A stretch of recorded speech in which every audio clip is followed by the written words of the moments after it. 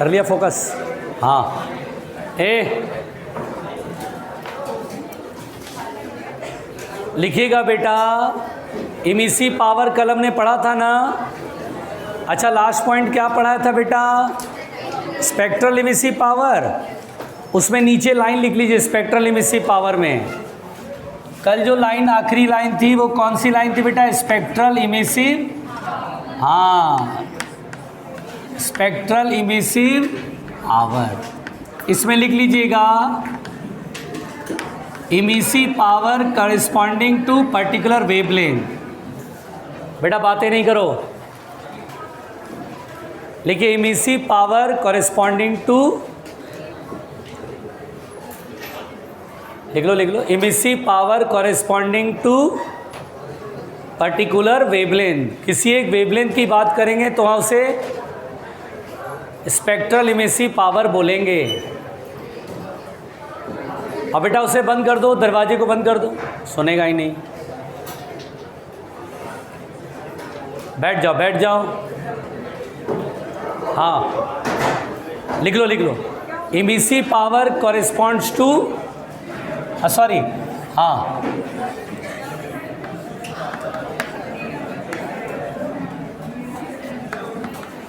Emissive power corresponds to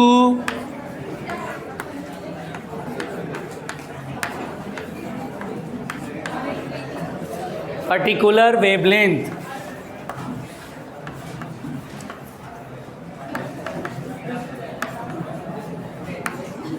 देखना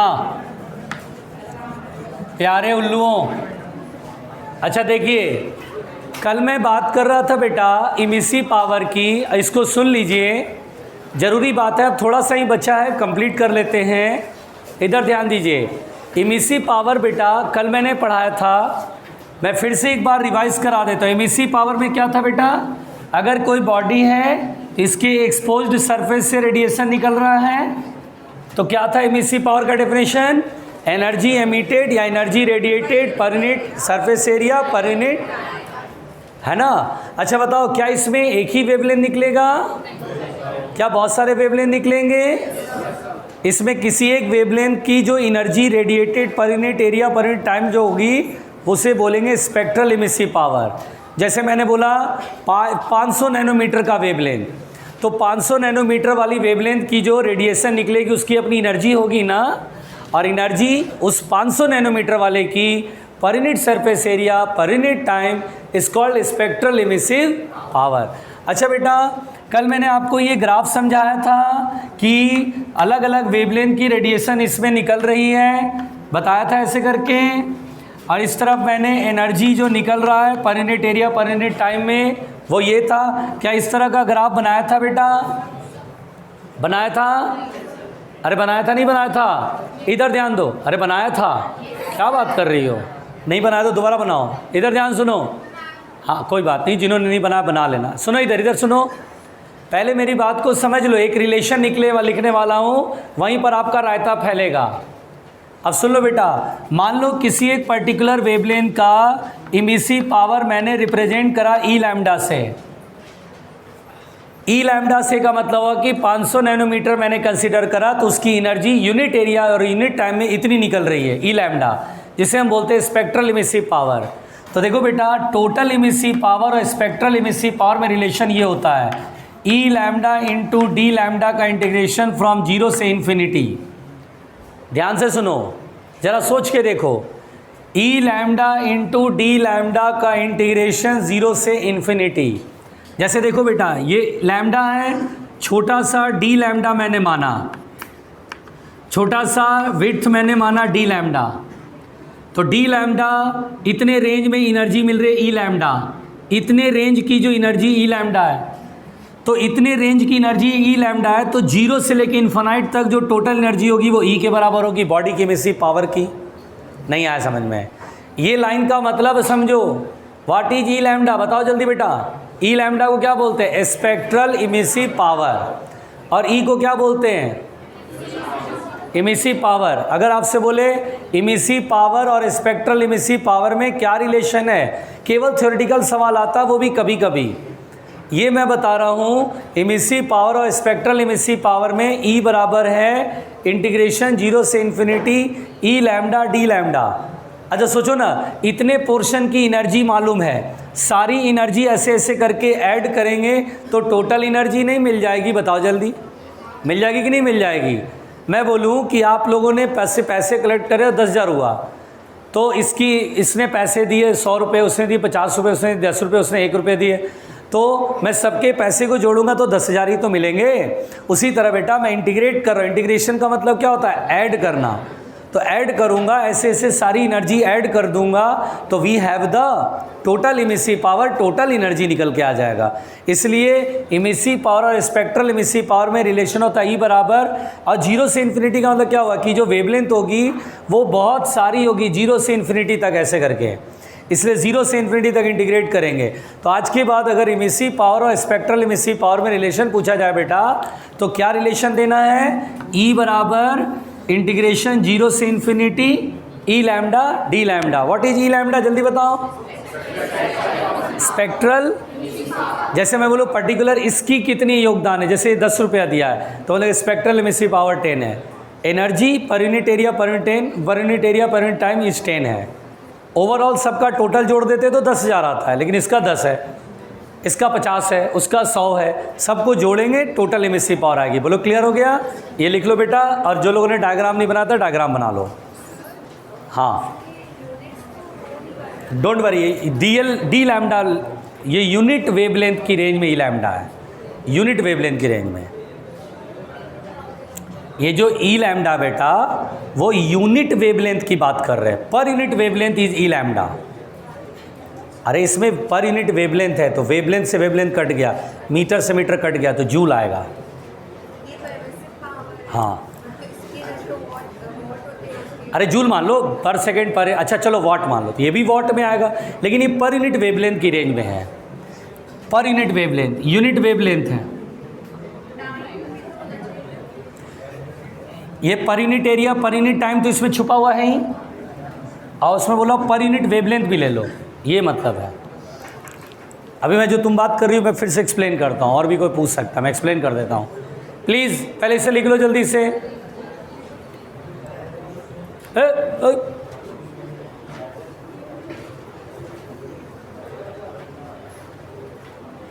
हाँ हो गया बेटा। अच्छा देखिए एक बात मैं बताता हूँ, एक क्वेश्चन मेरे से पूछा गया, आप लोगों ने लिख लिया इसे।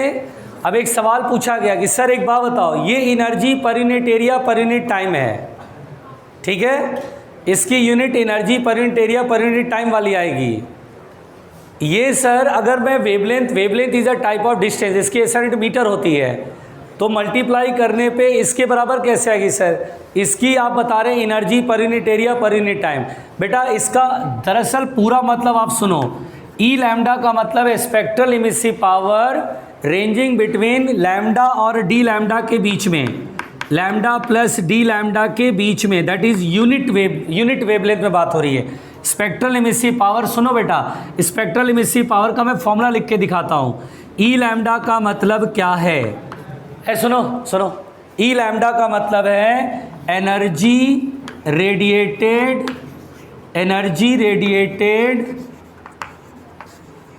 पर यूनिट एरिया, यानी surface area per unit time and per unit wavelength, जिसकी रेंज लैम्डा से डी लैम्डा के बीच में है, लैम्डा से लैम्डा प्लस डी लैम्डा के बीच में है। जैसे मेरी बात सुनो, लैम्डा से डी लैम्डा के रेंज में जितनी एनर्जी निकल रही है उसका डिवाइड करना यूनिट वेवलेंथ से, तब जा कर के स्पेक्ट्रल इमिसिव पावर है। यानी यूनिट का टेंशन नहीं लेना है, इसमें ऑलरेडी पर यूनिट वेवलेंथ में बात हो रही है। लैम्डा से डी लैम्डा का रेंज कितने का होता है बेटा? डी लैम्डा का, तो डी लैम्डा से डिवाइड है, that is her unit wavelength के अंदर energy radiated per unit area per unit time is called spectral emissive power. इसलिए मैंने देखो इमिसिव पावर का डेफिनेशन ऐसे नहीं लिखाया कि energy radiated per unit area per unit time, मैंने बोला emissive power corresponds to a particular wavelength. Particular wavelength का मतलब हुआ कि लैम्डा से डी लैम्डा छोटा सा रेंज मैंने माना। इस रेंज में अगर टोटल एनर्जी 100 जूल है तो उसे 100 जूल अपॉन लैम्डा करना है, तब जाके स्पेक्ट्रल इमिसिव पावर होगा। लेकिन इतनी डेप्थ स्टडी हम लोग को नहीं करनी है, एनसीईआरटी इतनी डेप्थ स्टडी हम लोग को नहीं करवाता है। एनसीईआरटी सिंपल बोलता है spectral emissive power corresponds to a particular wavelength. तो मैंने आपको समझाने के लिए सिंपल लिया कि किसी एक वेवलेंथ की एनर्जी ले लीजिए, वो एक वेवलेंथ की एनर्जी जो है बेटा वो रेंज के अंदर आती है। अच्छा चलो सुनो, एक छोटी सी बात सुनो, अगर इतनी सी बात है तो एक लाइन और बोलूँगा। अच्छा एक बात बताओ, क्या मैं बोलता हूँ येलो लाइट, अच्छा बताओ बेटा 500 नैनोमीटर को येलो बोलते हो, 501 नैनोमीटर को येलो नहीं बोलोगे क्या? 499 नैनोमीटर को येलो नहीं बोलेंगे क्या? बोलेंगे ना, बोलते हैं ना। येलो में भी कई सारी वैरायटीज़ होती है, ब्लू में भी कई सारी वैरायटीज़ होती है ना। अब उन सभी वैरायटीज़ में जितना तक येलो की पूरी रेंज है, मैं बोलूँ येलो लाइट की energy corresponds to a wavelength का इट्स समथिंग, कोई कलर मान लो तो येलो लाइट, तो उसकी अपनी एक वेवलेंथ की रेंज हुआ करती है।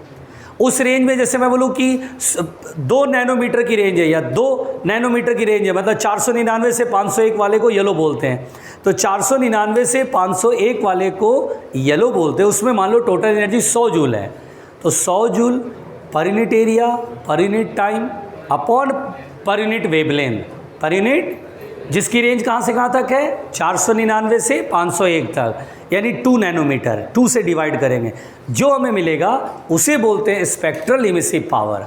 ये पूरी कहानी है स्पेक्ट्रल इमिसिव पावर की। लेकिन चूंकि हमें इस पे बहुत ज़्यादा बात नहीं करनी है, वरना इस पे बहुत सारी बात हो सकती है। अब आप सीधा सीधा E बराबर कोई बोले कि यार इमिसिव पावर और स्पेक्ट्रल इमिसिव पावर, तो हमें बोलना है E बराबर integration E lambda D lambda. अगर ई लैम्डा की वैल्यू पूछे, मतलब ई लैम्डा का डेफिनेशन पूछा जाए, मैंने लिख दिया है। आप सीधा सीधा सोचो, इसको भी भूल जाओ, आपको ज़्यादा समझ नहीं आती फिजिक्स, आप बहुत ज़्यादा समझने की कोशिश मत करो जो कि आउट ऑफ रेंज आ रहा है, इसको भी भूल जाओ, मैं मिटा देता हूँ। बहुत लोगों को कष्ट हो रहा है, लैम्डा से लैम्डा प्लस डी लैम्डा का रेंज क्या है, व्हाट इज रेंज, हट जाओ। सिर्फ इतना याद रखो, energy radiated per unit surface area per unit time पर unit wavelength is called spectral emissive power. बोलो यहाँ तक समझ में आ गया? तो यूनिट वाइज भी ये पूरी सेटिस्फाई होगी। क्लियर हो गया सबको? अब कोई क्वेश्चन तो नहीं पूछना इसमें कि सर ये ई लैम्डा में डी लैम्डा का मल्टीप्लाई है तो यूनिट कैसे सेम हो रही है? ठीक, ई लैम्डा में पर यूनिट वेवलेंथ है इसलिए ऐसा आ रहा है। अब लिख लो शांत,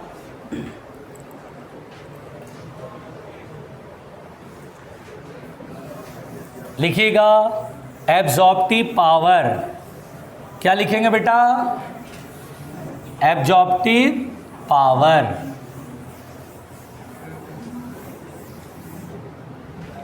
लिखिएगा एब्जॉर्प्टिव पावर। बेटा इसे जरा लगा देना जरा प्लीज। एब्जॉर्प्टिव पावर क्या लिखने जा रहे हैं बेटा? Absorptive power. सुनो, अच्छा जानते हो पहली बार जब मैंने इसे पढ़ा बेटा तो इनके टर्म्स बड़े कंफ्यूजिंग से हैं। मेरे को ना पहली बार में ना रेडिएशन बहुत ज़्यादा समझ में नहीं आया। फर्स्ट टाइम मैंने पढ़ा, मैंने इसके टर्म्स में मैं उलझ के रह गया। क्योंकि देखो ना, जैसे देखो पहले मैं 3 बातें पढ़ाया था सरफेस के लिए, ट्रांसमिटेंस, रिफ्लेक्टेंस, एब्जॉर्प्टेंस। मैंने कहा अरे बड़ा आसान है भाई, ये पढ़ा, मैंने कहा ठीक। फिर आया इमिसिव पावर, तो मैंने कहा इमिसिव पावर, इसमें तो रेशियो था, एनर्जी ट्रांसमिटेड पर unit total energy incident, energy reflected पर unit total energy incident, energy absorb per unit total energy incident. Emissive power तो बोलते हैं अच्छा energy radiated per unit surface area per unit time. अब absorptive power, तो जैसे emissive power का definition मैंने पढ़ा, अब जब एब्जॉर्प्टिव पावर का डेफिनेशन पढ़ा तो मैं पूरी तरह से कंफ्यूज हो गया। क्यों? क्योंकि एब्जॉर्प्टिव पावर का जो डेफिनेशन है वो एब्जॉर्प्टेंस के इक्वल है। मतलब सुनिएगा ध्यान से, absorptive power is defined as, इसको ए से लिखते हैं, और ये होता है energy absorb per unit surface area, energy absorb per unit total energy incident. अब मेरे दिमाग में ये था कि सर जिस तरह से हमने इमिसिव पावर पढ़ा तो इमिसिव पावर लिखा था आपने, तो मेरे दिमाग में था कि भाई पर यूनिट टाइम कुछ होना चाहिए, लेकिन पता चला नहीं, एब्जॉर्प्टिव पावर का डेफिनेशन है energy absorb per unit total energy incident. मैंने कहा यार बड़ा गड़बड़ बात है भाई, गलत बात है, पावर बोल रहे हो और पर यूनिट टाइम नहीं डिवाइड कर रहे हो और लिख रहे हो एब्जॉर्प्टिव पावर। ठीक है भाई, सुनो पहले आराम से सुनो, ये एब्जॉर्प्टिव पावर डिफाइंड हुआ। ठीक है भाई, चलो एब्जॉर्प्टिव पावर यानी कहने का मतलब है कि एब्जॉर्प्टेंस ही है एक तरह से, एब्जॉर्प्टेंस कह लो या एब्जॉर्प्टिव पावर, बात तो एक ही हुआ ना भाई, दोनों का डेफिनेशन तो एक ही हो गया ना बेटा, एब्जॉर्प्टिव पावर बोलो या एब्जॉर्प्टेंस बोलो।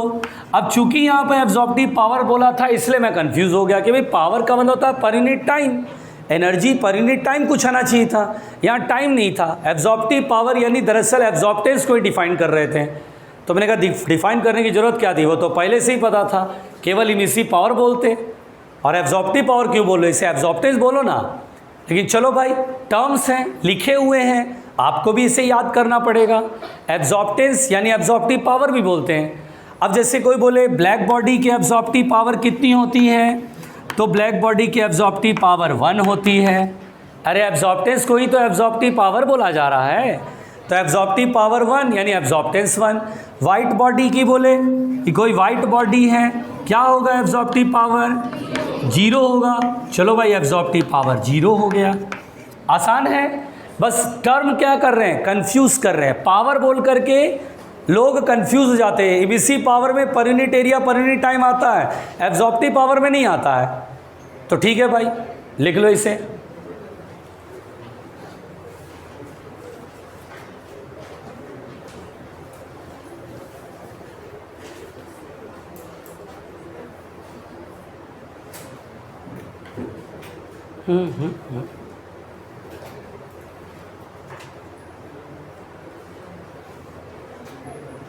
हो गया।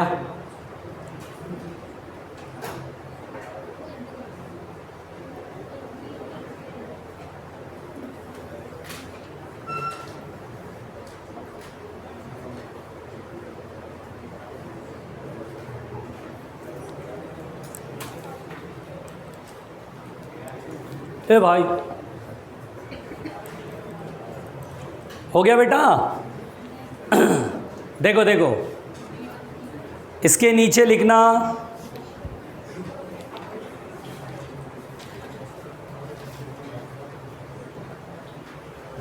इसके नीचे लिखना, बोलो क्लियर हो गया पहले ये एब्जॉर्प्टिव पावर समझ में आया? क्या कंफ्यूज होने के चांसेस बहुत सारे हैं। इमिसिव पावर और एब्जॉर्प्टिव पावर सुनते ही लगते एक जैसे डेफिनेशन होने चाहिए, एक में एनर्जी निकल रही है, एक में एनर्जी एब्जॉर्ब हो रही है, लेकिन पता चला एब्जॉर्प्टिव पावर का डेफिनेशन ही थोड़ा सा चेंज हो गया है ना। तो मैं भी कंफ्यूज हुआ था, सेकंड टाइम जब पढ़ा तब मेरी समझ में आया कि अच्छा ये है ही ऐसा, इसलिए चलो इसे ठीक से समझ लेते एक बार। अच्छा फिर सुनो बेटा, इसी में स्पेक्ट्रल एब्जॉर्प्टिव पावर बोलते हैं, स्पेक्ट्रल एब्जॉर्प्टिव पावर बोलते हैं। क्या बोलते हैं बेटा? स्पेक्ट्रल। बेटा प्लीज़ बातें नहीं करो, स्पेक्ट्रल एब्जॉर्प्टिव पावर। अच्छा रुको रुको, पहले रुको, स्पेक्ट्रल एब्जॉर्प्टिव पावर, रुको, अरे रुको रुको। स्पेक्ट्रल एब्जॉर्प्टिव पावर, जैसे स्पेक्ट्रल इमिसिव पावर का मतलब डेफिनेशन सीधा आप याद रखो, emissive power corresponding to a particular wavelength, like वैसे ही बेटा absorptive power corresponding to a particular wavelength. ठीक, आराम से सुनना, यानी एब्जॉर्प्टिव पावर स्पेक्ट्रल अगर लिख दिया तो आपको केवल इतना बोलना है, absorptive power corresponds to, absorptive power corresponds to a particular wavelength, corresponds to a particular wavelength, रुकना, particular wavelength, रुकना, जिसे बेटा a लैम्डा से दिखाएंगे और a बराबर होगा integration a lambda d lambda 0 से इन्फिनिटी। रुकना, पहले आराम से सुनते रहो। इधर वाला लाइन लिखा आपने, लिखा ना? रुक जाओ, मैं तुम्हें इसे आसान करता हूँ। मेरे दिमाग में एक अच्छा सा आइडिया है और शायद आपके समझ में जल्दी आ जाएगा, शायद आपके समझ में जल्दी आ जाएगा। अच्छा एक बात बताओ बेटा, जब मैं आपको बोलता था कि बेटा डिस्टेंस निकालो, रुको यहाँ पे रुको। डिस्टेंस और स्पीड हमने अक्सर सुना हुआ रहा है, सुनते रहते हैं, तो हमें लगता है बहुत आसान होता है, डिस्टेंस और स्पीड इनटू टाइम करते थे। अच्छा बताओ बेटा, अगर कोई यहाँ से बॉडी वेरिएबल स्पीड से चले, अलग अलग स्पीड से चले, और मैं बोलूँ बेटा टोटल डिस्टेंस बताओ, तो आप टोटल डिस्टेंस देखो ऐसे निकालेंगे, वी डी टी का इंटीग्रेशन करेंगे नहीं करेंगे, जल्दी बताओ, करेंगे ना? वी डी टी का इंटीग्रेशन करोगे तो डिस्टेंस निकल जाएगा। अब सुनो ध्यान से, वी डी टी का इंटीग्रेशन का मतलब क्या होता है? वी का मतलब होता है यूनिट टाइम में ट्रेवल किया गया डिस्टेंस। जैसे किसी पर्टिकुलर टाइम पर वी स्पीड है, सुनो ध्यान से, किसी पर्टिकुलर टाइम पे वी स्पीड है ना, तो उस इंस्टेंट पर स्पीड वी लिख देते हैं, वी, और उसके बाद dt से मल्टीप्लाई करते और इंटीग्रेट करते, वी हैव द डिस्टेंस। अब एक बात बताओ बेटा, v क्या है? किसी टाइम पर स्पीड। और किसी टाइम पर स्पीड कैसे निकालते हैं? कि वेरी सिंपल सर, t से थोड़ा सा डिस्टेंस चला ds इन टाइम dt, तो v बराबर लिखते थे, किसी टाइम पर स्पीड लिखते थे ds बाई dt, लिखते थे ना, और इसी को बोलते थे इंस्टेंटेनियस स्पीड, और इनटू dt करते थे, इंटीग्रेट करते थे, वी हैव द डिस्टेंस। अब सोचो, अगर मैं बोलूं कि किसी सरफेस से रेडिएशन निकल रहा है, स्पेक्ट्रल इमिसिव पावर पे ही बोल देते हैं, वही एब्जॉर्प्टिव पावर हो जाएगा, डोंट वरी सुनना। अब मैं बोलूं किसी बॉडी से रेडिएशन निकल रहा है अलग अलग वेरियस वेवलेंथ के, तो ये भी वेवलेंथ है, ये भी वेवलेंथ है, ये भी वेवलेंथ है, ये भी वेवलेंथ है, हर वेवलेंथ है, बहुत सारे वेवलेंथ है यहाँ से यहाँ तक, है ना। अब मैं बोलूँ बेटा टोटल, जैसे यहाँ से यहाँ तक टोटल डिस्टेंस, टोटल एनर्जी, तो आप क्या करोगे सर? किसी पर्टिकुलर पर ई लैम्डा डिफाइन करोगे, जैसे वी डिफाइन करते हो, बेटा बात नहीं करो प्लीज़ सुनो, ई जैसे वी डिफाइन करो इसी तरह ई लैम्डा। और अब ई लैम्डा कैसे डिफाइन करा जाता है? जैसे इंस्टेंटेनियस स्पीड कैसे डिफाइन करते हैं? Very small distance in very small time करते हैं ना। यहाँ टाइम 0 से t तक वेरी कर रहा है, यहाँ लैम्डा 0 से लेके वेरी कर रहा है। अब हम बोलेंगे किसी लैम्डा पर, जैसे किसी टाइम पर, उसी तरह किसी लैम्डा पर हल्का सा रेंज पकड़ लेंगे, इस रेंज में d लैम्डा है, इसमें जो एनर्जी निकली वो मान लो d है, पर unit area, per unit time and per unit wavelength, इसी को बोलते हैं स्पेक्ट्रल इमिसिव पावर। आ रहा समझ में? यानी पर यूनिट वेवलेंथ से डिवाइड है, जैसे ds बाई dt है, यहाँ टाइम वेरी कर रहा है, यहाँ वेवलेंथ देख रहे हैं, तो d एनर्जी पर unit area per unit time, lambda d lambda पर यूनिट वेवलेंथ से डिवाइड करेंगे, वही यहाँ पर e लैम्डा लिखते हैं, d लैम्डा लिखते हैं और इंटीग्रेट कर देते हैं, we have the total emissive power. बोलो क्लियर हुआ? समझ में आया कहानी? अब तो मैंने वहाँ जो लिखा था वो इसी तरह का लिखा था, रेंजिंग बिटवीन लैम्डा से d लैम्डा। अरे बोलो क्लियर? अब जैसे मैं बोलूँ कि ये 499 से 501 है, तो 2 नैनोमीटर से डिवाइड करना है, यही तो मैं बता रहा था कि 100 जूल अपॉन 2 नैनोमीटर से डिवाइड कर दो, यही स्पेक्ट्रल इमिसिव पावर कहलाता है। इससे कंपेयर करने पे थोड़ा सा भेजे में घुस गया। उसी तरह से बेटा स्पेक्ट्रल एब्जॉर्प्टिव पावर होती है, उसी तरह से स्पेक्ट्रल एब्जॉर्प्टिव, लेकिन हम उस सेक्शन में नहीं जाएंगे, जैसे मैंने ये बताया लाइक वैसा ही ये भी है, लाइक वैसे ही, लेकिन एनसीईआरटी में डिस्कस नहीं करता इसके बारे में, इसलिए मैं केवल एक बार बोल करके ये छोड़ रहा हूँ। अब हमें ये फॉर्मूला याद रख लेना, a बराबर a लैम्डा d लैम्डा 0 से लेकर के इन्फिनिटी तक, इस तरह से ये हमें याद कर लेना है, लिख लो।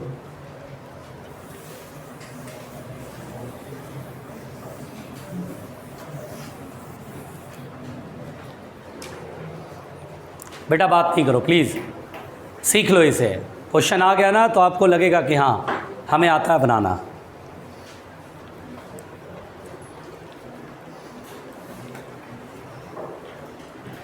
हो गया? लिखिएगा Kirchhoff's law, Kirchhoff's law, Kirchhoff का नियम। बेटा बातें नहीं, किरचॉफ्स लॉ प्लीज। देखो बेटा अब शायद थोड़ा सा आसान होता जाएगा चीज़ें। लिख लिया? मिटा रहा हूँ। देखो किरचॉफ्स लॉ क्या है बेटा, सुनो इधर देखो, इधर देखो, अच्छा अच्छा इधर देखो। किरचॉफ्स लॉ, किरचॉफ का नियम। अच्छा एक बात बताओ, क्या प्रीवोस्ट वाले थ्योरी में हम एक पॉइंट ऐसा पढ़े थे, a good absorber of radiation will be a good emitter and a poor absorber will be a, बेटा वो थ्योरेटिकल डिस्कशन था जिसमें कि प्रीवोस्ट ने अपने थिंकिंग लेवल से वो चीज़ एक्सप्लेन करा, लेकिन यहाँ पर किरचॉफ ने उसे एनालिटिकली प्रूफ करा। पहले किरचॉफ्स लॉ का स्टेटमेंट सुनो। किरचॉफ्स लॉ का स्टेटमेंट है कि कोई भी बॉडी तुम ले लो सराउंडिंग में, ये कोई बॉडी तुमने सराउंडिंग में ले लिया, इसका अपना टेम्परेचर है जो कि 0 केल्विन से बड़ा है। इसमें लॉ ने बोला, किरचॉफ ने बोला कि emissive power of the surface, her surface का अपना एक इमिसिव पावर होता है। इमिसिव पावर का डेफिनेशन क्या था? Energy emitted per unit area per unit time, emissive power, और is directly proportional to its absorptive power. यानी ये किरचॉफ का नियम है, इमिसिव पावर ऑफ बॉडी या surface is directly proportional to its absorptive power. यही किरचॉफ का law है। बोलो समझ में आ रहा है? The law states that emissive power of a body और surface is directly proportional to the absorptive power. क्या एब्जॉर्प्टिव पावर का डेफिनेशन पावर की तरह जैसे इधर है क्या वैसे इधर है? नहीं।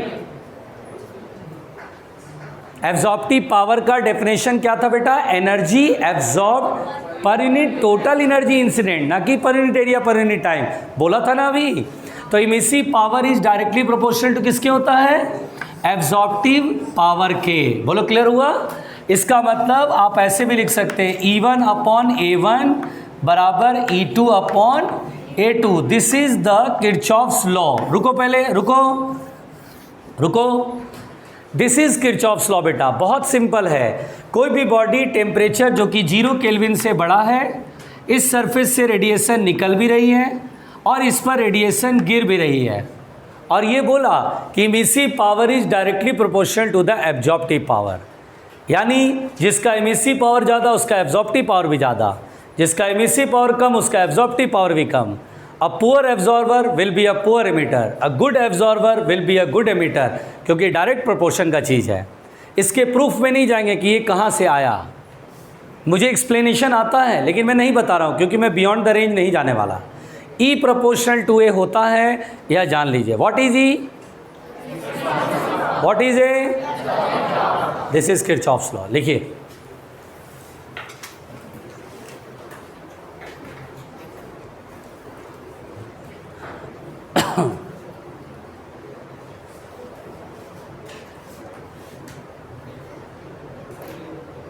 हो गया? लिखिएगा बेटा, हेडलाइन दीजिएगा Stefan's law. Stefan's Boltzmann law, total नाम है स्टीफन्स बोल्ट्जमैन लॉ, लेकिन शॉर्टकट में बोलते हैं, स्टीफन का ही ज़्यादा रोल है। स्टीफन्स लॉ, आइए स्टीफन्स लॉ पढ़ें।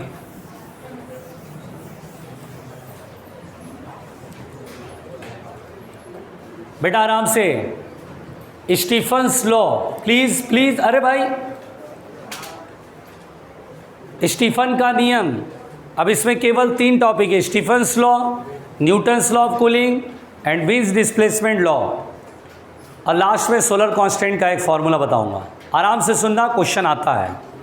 पहले स्टीफन्स लॉ सुनते बेटा। स्टीफन ने बताया कि अगर मान लो कोई बॉडी है जिसका टेम्परेचर ग्रेटर देन 0 केल्विन है, क्या इससे रेडिएशन निकलेगा? बिल्कुल निकलेगा। निकलेगा ना? बिल्कुल निकलेगा। यहाँ बोला रेडिएशन निकलेगा, बोला 1 सेकेंड में जो एनर्जी रेडिएट होती है, यानी the energy radiated in 1 second, the energy, रुकिएगा ध्यान से, पहले मेरी बात सुनिएगा। The energy radiated per second, the energy radiated per second, that is power, that is power. ये जो गिवन स्टीफन्स लॉ से दिया गया बेटा, वो लिखा गया E sigma A T to the power 4। रुक जाओ, 1 सेकेंड में जो एनर्जी निकलती है जिसे मैं पावर बोल रहा हूँ, वो होता है E sigma A T to the power 4। हर टर्म का मतलब समझिए, P का मतलब क्या है? पावर। P का मतलब है यहाँ पर power, energy radiated per unit. Radiated मतलब होता है एमिटेड, एनर्जी निकल रही है। हमने पढ़ा था प्रीवोश में कि किसी भी टेम्परेचर पर रेडिएशन निकलती रहती है। जो रेडिएशन निकलेगी यूनिट टाइम, उसे पावर बोल रहे हैं। रुकिए रुकिए रुकिए रुकिए, पहले आराम से सुनिए। ई का मतलब होता है बेटा इमिसिव। अब देखिए नया टर्म आ गया, अभी एक नया टर्म आ गया, इमिसिविटी। अब देखिए फिर कंफ्यूज हो जाएंगे लोग, इमिसिविटी। अब ये सर एक बवाल आ गया, इमिसिविटी क्या चीज़ होता है? इसमें कुछ कुल मिला के ना 5-6 टर्म्स हैं, अक्सर लोग भूल जाते हैं, दिमाग से स्लिप कर जाता है। और ये बहुत फेमस लॉ है भाई, बहुत न्यूमेरिकल मिलेंगे इस पर। ठीक से बैठ जाओ बेटा, वरना सपनों की दुनिया में अभी चले जाओगे। देखिए इमिसिविटी, चाचा सुनो, मनोज चाचा सुनिएगा, हाँ ठीक है। इमिसिविटी, रुकना रुकना, अरे मैं बोलना चाहता। अच्छा यहाँ पर बैठा हो कोई भी स्टूडेंट ओए मनोज, अच्छा नहीं लगता है?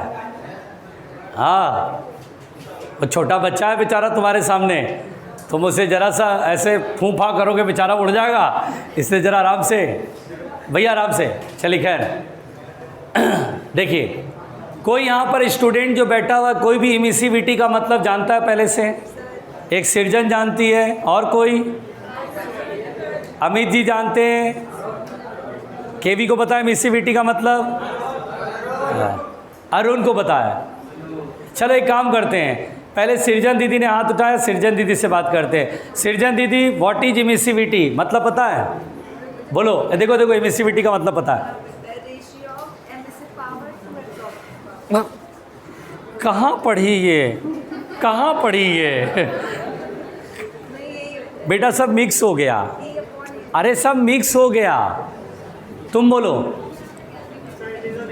अच्छा सुनिए, इट इज़ द रेशियो। सुनिए यहाँ तक तो ठीक है, रेशियो तो बिल्कुल सही बात है, बोलिए। Black body at same temperature. अब मैं बताता हूँ, वेरी गुड, ये स्टूडेंट बहुत अच्छा बोला बेटा।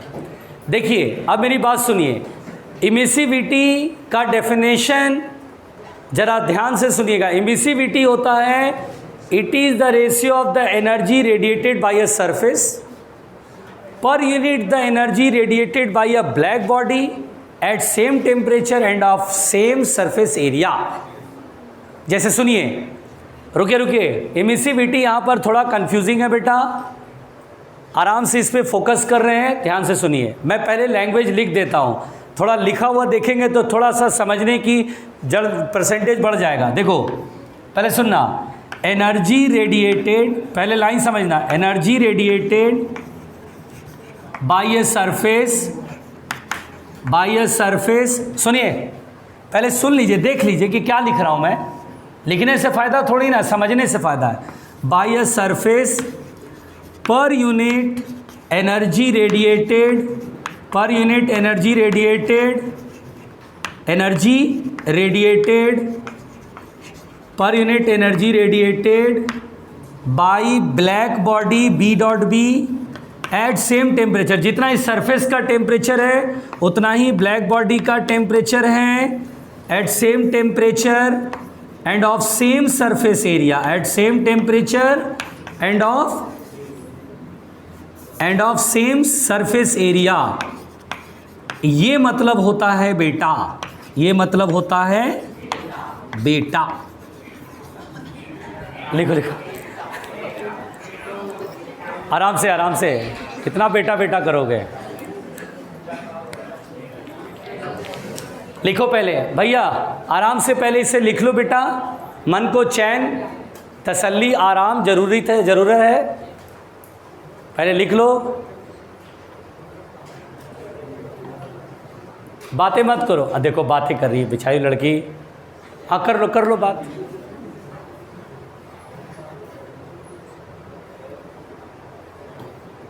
पढ़ाई लिखाई पे ध्यान दो बच्चों।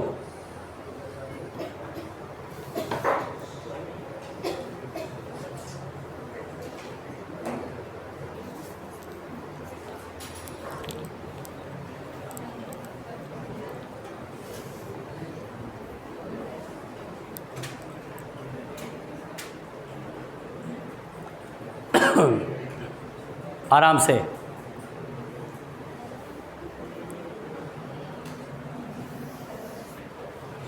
इधर मिटाओ, ऊपर ऊपर।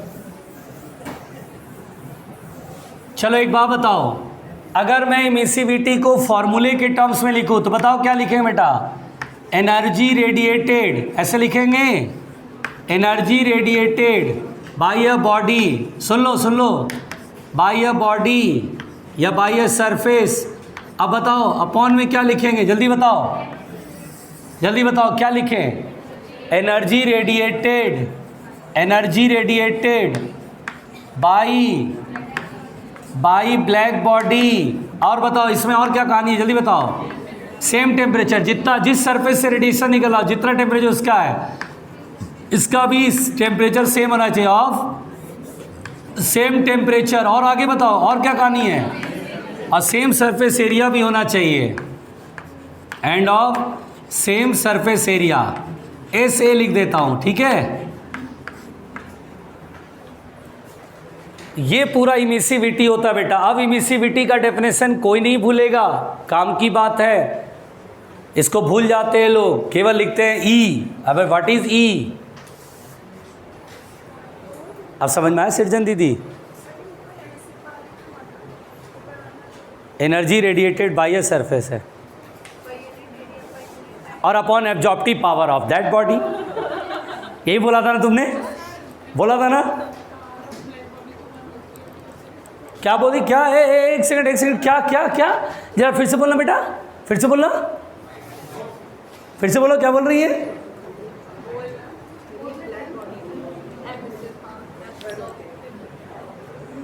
बैल बुद्धि। चलो सुनो, अच्छा बेटा इधर सुनिए बेटा। इमिसिविटी, अगर मैं बोलूं इमिसिविटी की वैल्यू, तो इमिसिविटी की वैल्यू 0 और 1 के बीच में होती है किसी भी सरफेस के लिए। रुको बेटा, जिस तरह से एब्जॉर्प्टिव पावर की वैल्यू 0 और 1 के बीच में, इमिसिविटी की भी वैल्यू 0 से 1 के बीच में। और मज़े की बात है, अगर किसी ब्लैक बॉडी की इमिसिविटी कहे तो ब्लैक बॉडी की इमिसिविटी 1 होती है। ब्लैक बॉडी की इमिसिविटी क्या होती है? क्योंकि ऊपर भी ब्लैक बॉडी, नीचे भी black body, same area, same temperature, cut के 1 ही तो बचेगा। अरे भाई ध्यान देना इधर, इधर ध्यान दो। और मैं बोलूँ वाइट बॉडी की इमिसिविटी, तो वाइट बॉडी की इमिसिविटी 0। वाइट बॉडी की इमिसिविटी, क्योंकि वाइट बॉडी से तो रेडिएशन एमिट ही नहीं होगा, सब रिफ्लेक्ट हो जाएगा। अरे भाई बात समझ में आ रही है? अच्छा बताओ, ब्लैक बॉडी की एब्जॉर्प्टिव पावर कितनी होती है? 1। एमिसिविटी कितनी होती है?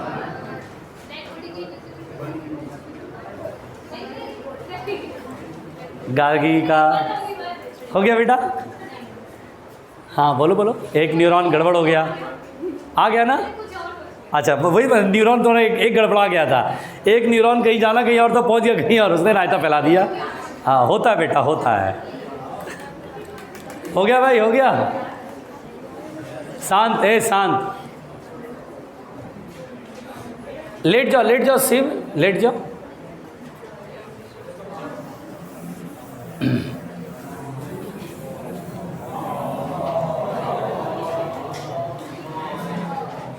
ओ भाई मनोज,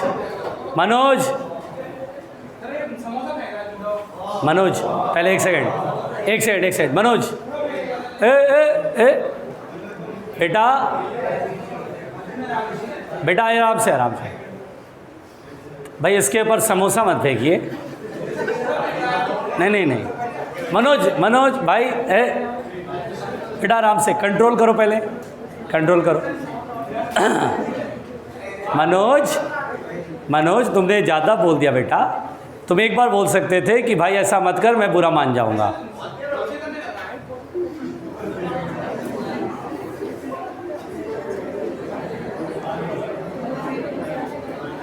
बेटा आराम से। और आप सभी लोग एक अच्छे स्टूडेंट्स वाले ग्रुप के हैं। भाई शांत हो गया, चिल कर, बी कूल।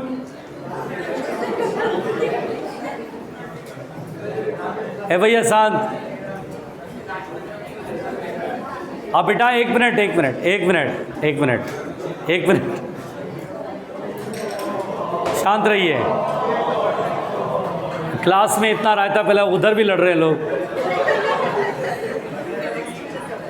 चलिए ए शांत, चलो यहाँ तक समझ में आया बेटा? अच्छा अब देखिए सिग्मा का मतलब क्या है, जल्दी बताइए। E sigma A T to the power, सुनो, सिग्मा का मतलब क्या है? सिग्मा का मतलब है स्टीफन्स कांस्टेंट। अब स्टीफन्स लॉ में क्या पढ़ा बेटा? P बराबर E sigma A T to the power 4। Sigma को बोलते हैं बेटा स्टीफन्स कांस्टेंट। क्या बोलते हैं? इसकी वैल्यू कितनी होती है जल्दी बताओ? याद है 5.67 इंटू 10 टू दी पावर, मैं भूल गया, -8 वॉट पर मीटर स्क्वायर पर केल्विन की पावर 4। बेटा आराम से, शांत, वॉट पर मीटर स्क्वायर पर केल्विन की पावर 4।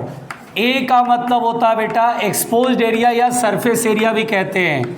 एक्सपोज्ड एरिया या फिर सरफेस एरिया जो कि एटमॉस्फेयर में ओपन है, ठीक है ना बेटा? एक्सपोज्ड एरिया, रुक जाओ।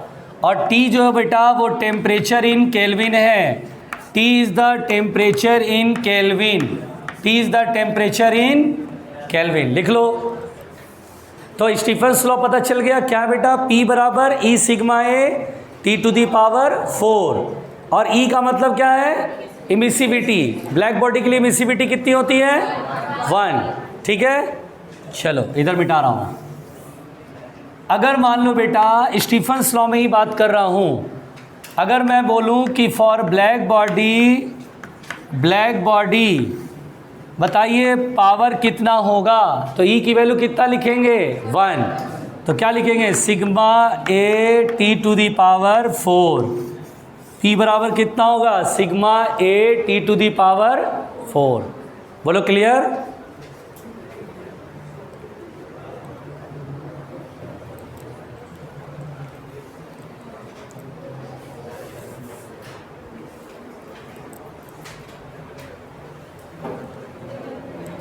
और तो पावर बराबर sigma A T to the power 4। Emissivity गायब हो गया, क्योंकि इमिसिविटी, अच्छा उसे इमिसिविटी बोलेंगे, इमिसिव पावर बोलेंगे? कंफ्यूज मत होना, ठीक। चलो बेटा ध्यान से सुनो, लिखिएगा हेडलाइन बेटा please. Newton's law of cooling, Newton's law of cooling, Newton's law of cooling. शांत प्यारे बच्चों, शांत। देखिए देखिए प्लीज, क्या न्यूटन्स लॉ ऑफ कूलिंग पे क्वेश्चन आते हैं? Yes, Newton's law of cooling पे क्वेश्चन आते हैं। और मुंडी ऊपर करके सुनना, ध्यान से सुनो। एक प्रश्न बिल्कुल आएगा रेडिएशन वाले इस पूरे पोर्शन से, प्लीज सुनिए। इधर सुनिए, इधर इधर पहले सुनिए, इधर ध्यान से, इधर ध्यान सुनिए। Newton's law of cooling, Newton's law of cooling में क्या बेटा, ये कहते हैं कि अगर किसी हॉट बॉडी को आप एक सराउंडिंग में रखते हैं, एक कमरे में रखते हैं जिसे सराउंडिंग बोल रहे हैं, और ये बॉडी सराउंडिंग से ज़्यादा इसका टेम्परेचर है, मतलब सराउंडिंग टेम्परेचर कम है और बॉडी का टेम्परेचर ज़्यादा, तभी तो बोलेंगे हॉट बॉडी, और यही तो कूल होगा। अब क्या होता बेटा, एक हॉट बॉडी, जैसे इस कमरे में मैं गर्म बॉडी लेके आऊँ और रख दूँ, हम देखते हैं कुछ देर बाद वो ठंडा हो जाता है और कमरे के टेम्परेचर के बराबर हो जाता है।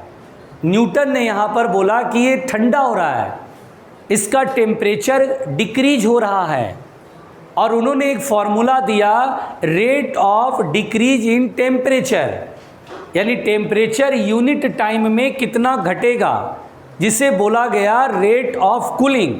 आराम से सुनना। अब क्या कहानी बेटा, ये सुनो, यहाँ पर टी टेम्परेचर है। पहले बात तो बेटा मैं यहाँ पर बोलूँगा पावर रेडिएटेड निकालूंगा, रुक जाना ध्यान से, पावर रेडिएटेड। अच्छा बेटा सुनो, बताओ इस सरफेस से, ये हॉट बॉडी है, इससे एनर्जी 1 सेकंड में बाहर आ रही है ना, हर सेकंड में एनर्जी बाहर आ रही है। पावर रेडिएटेड का फॉर्मूला स्टीफन्स लॉ से क्या पढ़ा, E sigma A T to the power 4। अच्छा एक बात बताओ बेटा, क्या इसका जो टेम्परेचर टी है वो सेल्सियस में लिखेगा कि केल्विन में? अच्छा, और क्या इसका टेम्परेचर फिक्स है? नहीं, टेम्परेचर धीरे धीरे डाउन होगा। जब डाउन होगा तो पावर रेडिएटेड भी क्या होगा, डाउन होता जाएगा।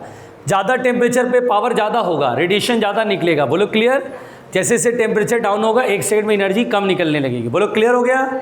मैंने किसी टाइम पर टेम्परेचर को टी उस वक्त मान लिया, अगले ही पल ये टेम्परेचर क्या होगा, अरे बदल जाएगा, कम हो जाएगा, तो पावर भी कम हो जाएगा। मैंने क्या करा, किसी इंस्टेंट में मैंने क्या माना बेटा, इसका टेम्परेचर टी। मुंडी पर करना ध्यान से। नाउ क्या ये सरफेस पावर एब्जॉर्ब भी करेगा? यस, प्रिवोस्ट ने कहा था कि कोई बॉडी एनर्जी एब्जॉर्ब भी करता है और एनर्जी रेडिएट भी करता है। ये पावर रेडिएटेड और पावर एब्जॉर्ब भी होगा। अच्छा एक बात बताओ, मैंने बताया था हॉट बॉडी ज़्यादा रेट से रेडिएट करेगा और कम रेट से। अच्छा, और जब इक्विलिब्रियम आ जाएगा तो क्या होगा? इक्विलिब्रियम कब होगा? जब इसका टेम्परेचर किसके बराबर हो जाएगा, सराउंडिंग के बराबर। तो जिस रेट से एब्जॉर्ब होगा उसी रेट से। अच्छा, किस रेट से एब्जॉर्ब होगा, इसका पावर का फॉर्मूला तो पढ़ा नहीं, लेकिन निकाल सकते हैं। अच्छा बताओ बेटा, जब इसका टेम्परेचर, देखो ये सरफेस है, एनर्जी एब्जॉर्ब भी करेगा, रेडिएट कर रहा, वो हमने निकाल लिया। एब्जॉर्ब कितना कर रहा? अच्छा, ये जो एब्जॉर्ब वाले जो रेडिएशन आ रहे हैं वो कहाँ से आ रहे हैं? सराउंडिंग से आ रहे हैं, आ रहे हैं ना।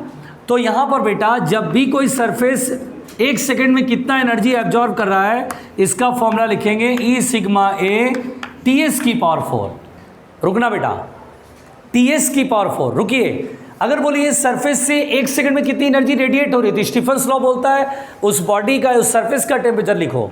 लेकिन अगर एनर्जी एब्जॉर्ब पूछ रहा है कि 1 सेकंड में कितनी एनर्जी एब्जॉर्ब होगी, तो ये एनर्जी आ कहाँ से रही है? सराउंडिंग ऑब्जेक्ट से आ रही है। और अगर सराउंडिंग ऑब्जेक्ट से आ रही है और वही एनर्जी रेडिएट हो गया, मतलब इस पर गिर रहा है, एब्जॉर्ब हो रहा है, तो एनर्जी जो एब्जॉर्ब 1 सेकंड में ये जो करेगा वो होगा ई सिग्मा ए टी एस की पावर 4। यहाँ बॉडी का टेम्परेचर नहीं, सराउंडिंग का टेम्परेचर लिखेंगे। और 1 मिनट, तुम लॉजिक ऐसे भी लगा सकते हो बेटा, मेरी बातों को ध्यान से सुनना, कॉमन सेंस लगाना। बताओ बेटा, जब ये अभी गर्म है तो सराउंडिंग में जब ये एनर्जी छोड़ता है तो सराउंडिंग गर्म नहीं हो रहा है। एक कप चाय का प्याला है तो ऐसा थोड़ी ना कमरे में गर्मी हो जाती है। Surrounding temperature body, hot body लाने से बदलेगा नहीं। पहले ये बात तो समझ गए। अब सुनना, यहाँ पर बेटा जब ये एनर्जी छोड़ता है, एक टाइम पे इक्विलिब्रियम होता है, इक्विलिब्रियम हो गया, इसका टेम्परेचर टी एस के बराबर हो गया। तो बताओ जिस रेट से निकालेगा उसी रेट से एब्जॉर्ब होगा। किस रेट से निकालेगा? ई सिग्मा ए टी एस की पावर 4। जब इसका टेम्परेचर टी एस हो जाएगा तो इतनी रेट से निकालेगा ना एनर्जी, निकालेगा। तो बोल रहे हैं रेट ऑफ एमिशन और रेट ऑफ एब्जॉर्प्शन सेम होगा, तो यानी एब्जॉर्ब कितना कर रहा होगा? ई सिग्मा ए टी एस की पावर 4। अब ये गर्म है, टी है, तो ये टी हो गया, लेकिन ये तो वही है क्योंकि ये तो सराउंडिंग से आ रहा है। नहीं आया, लॉजिक नहीं समझ में आया। अभी लॉजिक ये है कि, अच्छा एक एग्जांपल लूँ, एक एग्जांपल लेता हूँ। सृजन ने बड़े मन से बोला हाँ एग्जांपल लो, समझाओ। अच्छा मान लो सृजन डॉक्टर बन गई, माने नहीं, ये तो सच बात है। अब सृजन एक बहुत बड़ी हार्ट सर्जन बनी, या मान लो दिमाग की डॉक्टर बनी, ठीक है, लेट अस सपोज। अरे बता, न्यूरो सर्जन बहुत स्पेशल होते हैं भाई, हाँ न्यूरोलॉजी जो भी बोलते हैं उसको। हाँ, अब दिमाग की डॉक्टर बन गई, अब इसका क्लिनिक बहुत अच्छा चल रहा है, पैसे खूब आ रहे हैं ढंग से। लेकिन एक बात बताऊं, इसके मम्मी पापा, ये जब भी घर पे आती है, मम्मी पापा इसको हमेशा 100 रुपये देते हैं कि लो बेटा तुम 100 रुपये मेरी तरफ से खर्चा पकड़ो, तुम आज भी मेरी छोटी बच्ची हो, चाहे तुम जितनी भी सफलता प्राप्त करो मेरी छोटी बच्ची ही हो। भाई माँ बाप तो इसी नज़र से देखते हैं, वो 100 रुपये ही देंगे, लो बेटा 100 रुपये। और सृजन के पास बहुत पैसा है, खर्च करती है बिल्कुल, बाहर गई, दोस्तों को पिज्ज़ा पार्टी है ना, बड़ी गाड़ी, घूमने जा रही है, कभी अमेरिका गई, कभी लंदन गई, कभी ऑस्ट्रेलिया गई, वहाँ घूम के आ रही है। लेकिन जब ये मम्मी पापा के पास आती है तो मम्मी पापा इसको अपनी छोटी बच्ची की नज़र से देखते हैं और 100 रुपया पापा पॉकेट से निकाल, लो बेटा मेरी तरफ से 100 रुपये चॉकलेट खा लेना। ये बोलते ठीक है। यही होता है भाई, अरे यही ना होता है। अब एक दिन क्या हुआ कि डॉक्टरों की हड़ताल हो गई, या इतना बुरा हाल हो गया कि भाई मरीज आना मान लो बंद कर दिया। हड़ताल वड़ताल हो गया या कुछ केस वेस हो गया, बगल में काज मारपीट हो गई या मर्डर वर्डर हो गया, तो सब लोग दुकान बंद कर लिया, क्लिनिक भी इसका बंद हो गया। अब उसके बाद मरीज आना बंद हो गया। अब 1 दिन नहीं आया, 2 दिन नहीं आया, तो पहले दिन जब मरीज नहीं आया तो पैसे भी नहीं आए, खर्च क्या करेगी। अब ये फिर मम्मी पापा के पास आई घर पे, पापा ने फिर 100 रुपये, लो बेटा 100 रुपये चॉकलेट खा लेना।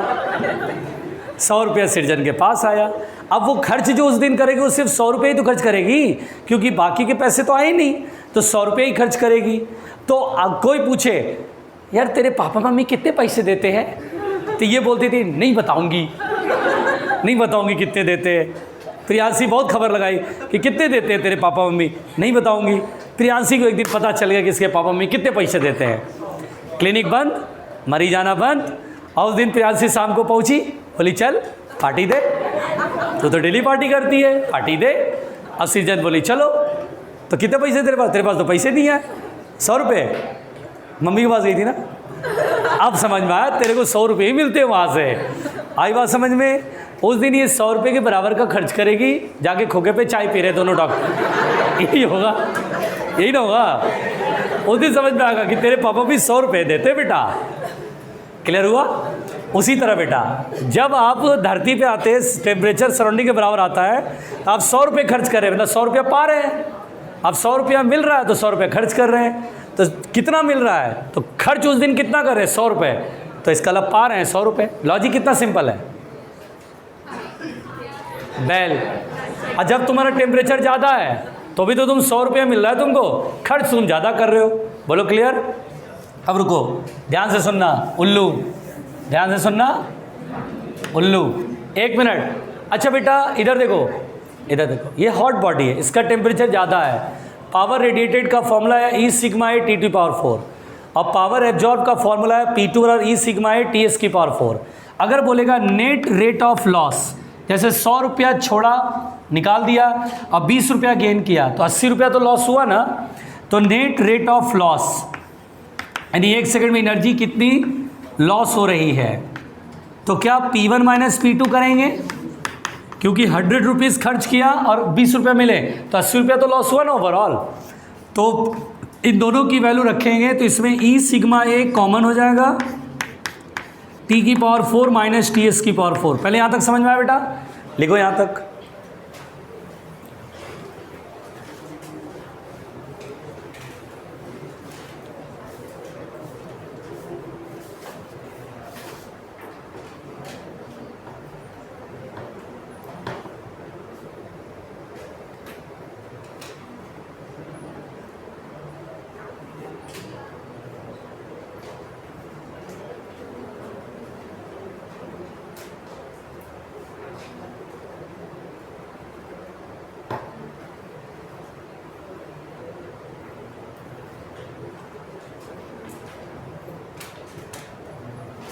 हो गया।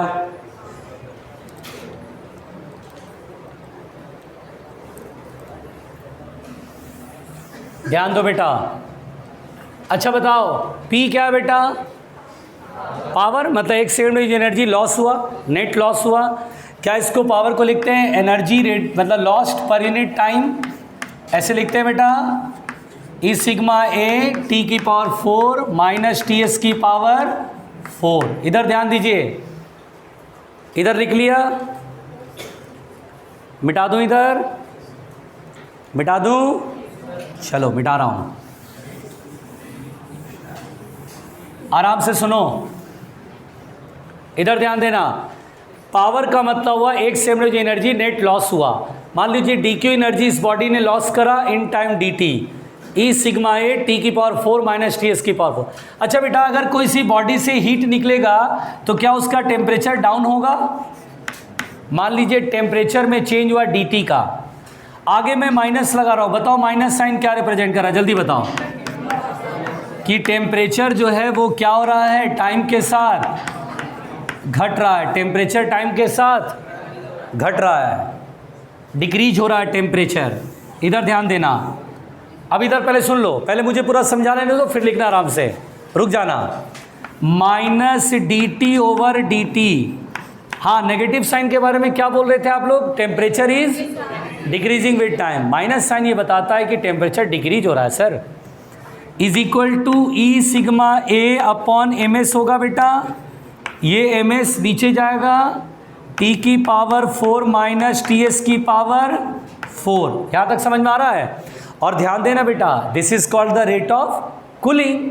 रेट ऑफ कूलिंग का मतलब क्या होता है? डिक्रीज इन टेम्परेचर पर unit time, this is called the rate of, इसको आर से लिखते हैं। तो आर बराबर कितना हो गया फॉर्मूला, जल्दी बताओ, ई sigma A upon M S T की पावर 4 माइनस टी एस की पावर 4। लिख लो यहाँ तक।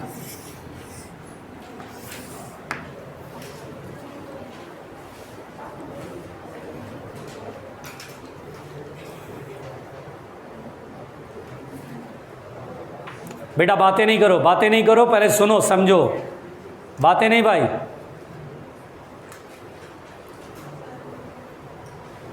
लिख लिया?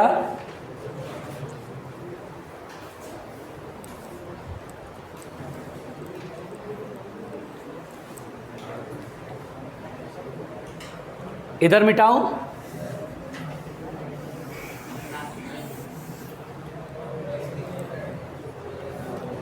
इधर सुनना भाई, बेटा प्लीज़ बातें नहीं करो यार प्लीज़, चलो ध्यान से। अच्छा बेटा समझो ध्यान से, इधर इधर इधर इधर इधर इधर देखो। अगर कभी बेटा यहाँ पर, अब जो 2-3 पॉइंट बताऊंगा ये बहुत इंपॉर्टेंट है, 2-3 पॉइंट जो बताऊंगा इससे ही न्यूटन्स लॉ ऑफ कूलिंग के सवाल बनेंगे, तो वो 2-3 पॉइंट जरा सुनते ढंग से। पहली बात तो बेटा, अगर कभी मान लो टाइम और टेम्परेचर का ग्राफ पूछे कि ये टेम्परेचर है और ये टाइम है, टेम्परेचर वाई एक्सिस पर, एक्स एक्सिस पर टाइम, देखो बॉडी का टेम्परेचर T इनिशियल ये, और ये सराउंडिंग टेम्परेचर है TS। क्या होता है बेटा कि शुरुआत में बॉडी का टेम्परेचर बड़ी तेज़ी से घटता है, और जैसे जैसे सराउंडिंग टेम्परेचर के करीब आता है तो रेट ऑफ कूलिंग भी डाउन हो जाता है, और हम कहते हैं थ्योरेटिकली बहुत ही लंबे समय बाद जा कर के बॉडी का टेम्परेचर सराउंडिंग के बराबर आएगा। एक्चुअली ये बहुत लंबा समय, ऐसा मतलब ये नहीं होता है कि अभी गर्म चाय की प्याली है और वो पता चला कि 1 साल बाद ठंडी हो पा रही है कमरे के बराबर, ऐसा नहीं होता है। क्या होता है कि इनिशियली जो टेम्परेचर मान लो जैसे 100 डिग्री सेल्सियस है सपोज दैट, या 80 डिग्री सेल्सियस है, तो 80 से 60 होने में ना 0.2 सेकेंड का टाइम लगा, लेकिन 60 से 40 तक आने में पता चला कि 2 सेकेंड लग गया। तो इसीलिए सराउंडिंग तक आते आते कुछ सेकेंड लगेंगे। स्टार्टिंग वाले 0.2 सेकेंड या 0.2 मिली सेकेंड, 0.3 मिली सेकेंड, और मैं बोलूँ 5 सेकेंड में चाय ठंडी हो रही है, तो ग्राफ में 5 सेकेंड बहुत दूर बाद आएगा, क्योंकि ये 0.2 मिली सेकेंड में इसका टेम्परेचर 10 डिग्री सेल्सियस डाउन हुआ। फिर आगे 0.3 मिलीमीटर पर सेकंड मतलब मिली सेकेंड में टेम्परेचर 8 डिग्री सेल्सियस डाउन हुआ। जैसे जैसे बेटा टेम्परेचर डाउन होता है टाइम ज़्यादा लगने लगता है, और टोटल चाय 5 सेकंड में ठंडी हो गई, तो 5 सेकंड आते आते ये लाइन बहुत लंबी चली जाएगी। इसीलिए थ्योरेटिकली बोलते हैं लॉन्ग टाइम होता है, प्रैक्टिकली लॉन्ग टाइम नहीं होता है। ये ग्राफ पेपर पे देख के बोलते हैं कि लॉन्ग टाइम लगेगा, लेकिन वो लॉन्ग किसके रिस्पेक्ट में? शुरू वाले टाइम के रिस्पेक्ट में। मैं बोलूँ ये लाइन बहुत लंबी है, तो कैसे लंबी है? बहुत लंबी है, तो ये एक लाइन बगल में खींच लो, इस लाइन के लेंथ के रिस्पेक्ट में बहुत लंबी है। मैं बोलूँ ये 2 सेकंड का टाइम बहुत बड़ा टाइम है, किसके रिस्पेक्ट में? क्योंकि स्टार्टिंग में 10 डिग्री सेल्सियस जो घटा वो 0.2 मिली सेकंड में घट गया, उस टाइम के रिस्पेक्ट में 2 सेकंड बहुत लंबी है। आ रहा समझ में? ये सेंस होता है, लेकिन उसमें नहीं जाना है आपको, बस बोलना है हाँ एक लंबा टाइम लगेगा। मन में सोचना लंबा टाइम मतलब 2 ही सेकंड लगे, लेकिन वो लंबा टाइम है। ठीक, अब सुनो ध्यान से सुनो, इसमें बेटा एक ट्विस्ट यहाँ पे पैदा किया गया, ये जरा सुनिएगा ध्यान से। जब बॉडी का टेम्परेचर सराउंडिंग टेम्परेचर के करीब आता है, पास हो जाता है, यानी when temperature difference delta T that is T minus T S is very small, यानी बेटा बॉडी का टेम्परेचर और सराउंडिंग टेम्परेचर का अंतर बहुत कम रह जाता है, वेरी स्मॉल, बहुत कम हो जाता है अंतर। सुनो सुनो सुनो, ये ट्विस्ट है, सुन लो। जब टेम्परेचर बॉडी का और सराउंडिंग का टेम्परेचर का difference that is called temperature difference बहुत छोटा होता है, उस केस में क्या करा गया ये सुनना। उस केस में क्या किया गया सुनना। T बराबर क्या मैं T S plus delta T लिख सकता हूँ, लिख सकता हूँ। दोनों तरफ पावर में 4 लगा दो, लिख सकता हूँ। टी की पावर 4, यहाँ टी एस कॉमन ले लो बेटा इस ब्रैकेट से, तो पावर में 4 बन के बाहर निकलेगा। ये टी एस निकल गया तो 1, यहाँ टी एस नहीं है तो डिवाइड में। सुनना एकदम आराम से, बाइनोमियल थ्योरम लगाओ। Delta T is very small and T S is very large. क्या ये बहुत छोटा आएगा? तो बाइनोमियल थ्योरम कहता है पावर आगे मल्टीप्लाई कर लो इसमें। क्या ऐसा कर सकता हूँ? ध्यान देना, एक ट्विस्ट पैदा किया गया है। ऐसा कर सकते हैं बेटा, पावर आगे आ गया। अब टी एस की पावर 4 ब्रैकेट के अंदर ले लो। इधर मिटा दो पहले, जल्दी बताओ, लिख लो पहले, लिख लो इसे। तो बेचारा ढेर हो गया, देखो नीट का तैयारी कर रहा है, 2021 का नीट का तैयारी, और ढेर हो गया है। हाँ सो जा बेटा, सो जा, सो ढेर हो गया बेचारा। न्यूटन्स लॉ ऑफ कूलिंग चल रहा है, एक सवाल आगा ना वहीं फड़फड़ा के रह जाएगा हम बगैर।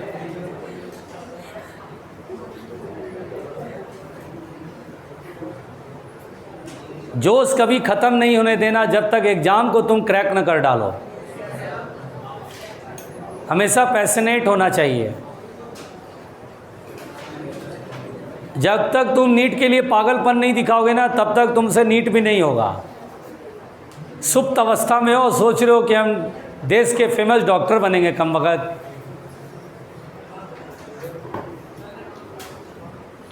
डॉक्टर त्रेहान को जानते हो? डॉक्टर नरेश त्रेहान जो गुड़गांव में उनका हॉस्पिटल है मेदांता, सुना है? भारत सरकार उनको स्पेशली इंडिया बुलाई थी, वो बाहर थे, स्पेशली इंडिया बुलाई।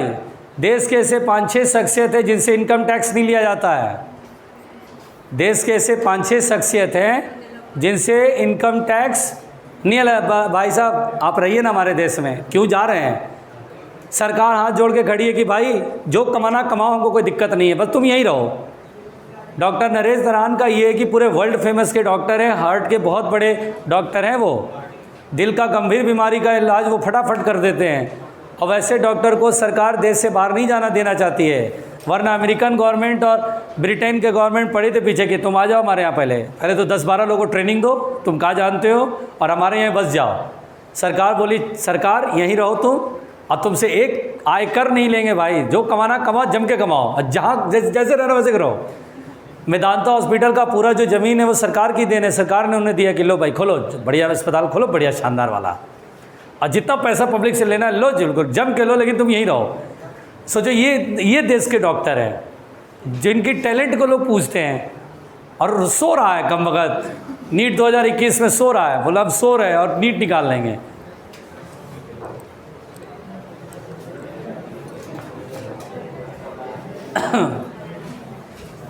देखिए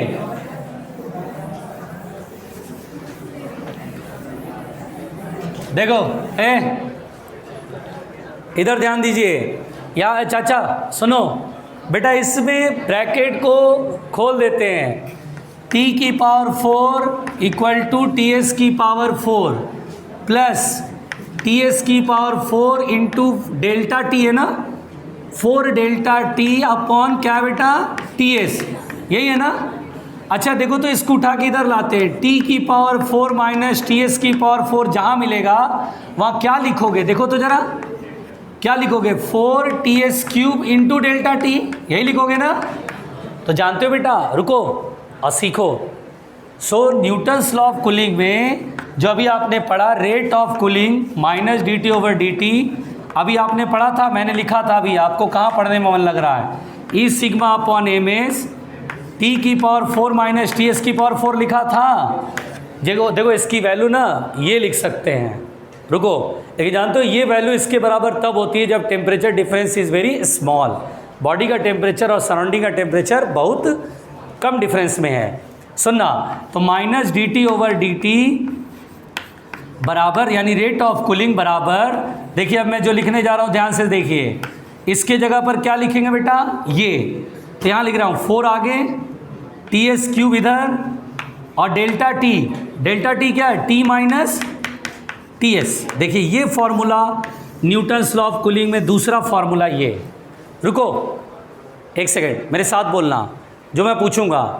rate of cooling depends upon emissivity, ये क्या है स्टीफन्स कांस्टेंट, ये क्या एक्सपोज्ड एरिया, ये क्या है, ये क्या है, ये क्या है स्पेसिफिक हीट कैपेसिटी, ये क्या है बॉडी का टेम्परेचर, और ये क्या है। अच्छा एक छोटी सी बात बताओ, एक कप चाय की प्याली है, गर्म है, मुझे पीना है जल्दी से, मैं उसे ठंडा करने के लिए एक प्लेट में उलट देता हूँ और जल्दी ठंडा हो जाता है, बोलो क्यों। एक्सपोज्ड एरिया, कप में एक्सपोज्ड एरिया कम रहेगा, प्लेट में करोगे तो एक्सपोज्ड एरिया, इसलिए रेट ऑफ कूलिंग भी जल्दी से ठंडा हो जाएगा, बोलो क्लियर। अच्छा एक बात बताओ, पानी देर से ठंडा हो रहा है और देर से गर्म हो रहा है, वाई। देखो गर्म पानी है, हाँ पानी की स्पेसिफिक हीट कैपेसिटी ज़्यादा होती है और मास से मल्टीप्लाई करने पर हीट कैपेसिटी बोलते हैं या थर्मल कैपेसिटी। थर्मल कैपेसिटी ज़्यादा होने से रेट ऑफ कूलिंग कम होता है, यानी पानी का टेम्परेचर धीरे धीरे घटता है। आ रही बात समझ में, लिख लो।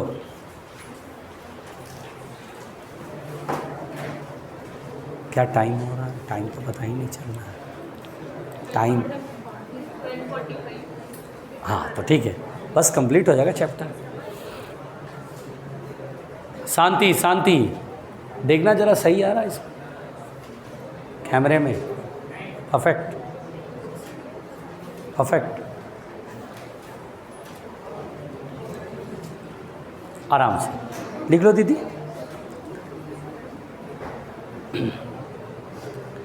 लेकिन बेटा ये जो फॉर्मूला, इससे सवाल नहीं बनेगा। हाँ लेकिन बेटा मुंडी ऊपर करो, देखो दोस्त अपना ऐसा, हाँ आपको नया दोस्त बना है, 2 लोग, बढ़िया बेटा लगे रहो। हाँ चलिए ध्यान दीजिएगा भाई, आराम से आराम। मनोज कुमार सिंह कहाँ गया? आज उसका मूड खराब हो गया और तुम भी उस पर समोसे मार रहे हो और पेड़े मार रहे हो। मारना था तो मुंह पे जरा रसगुल्ले मारते तब समझ में आता।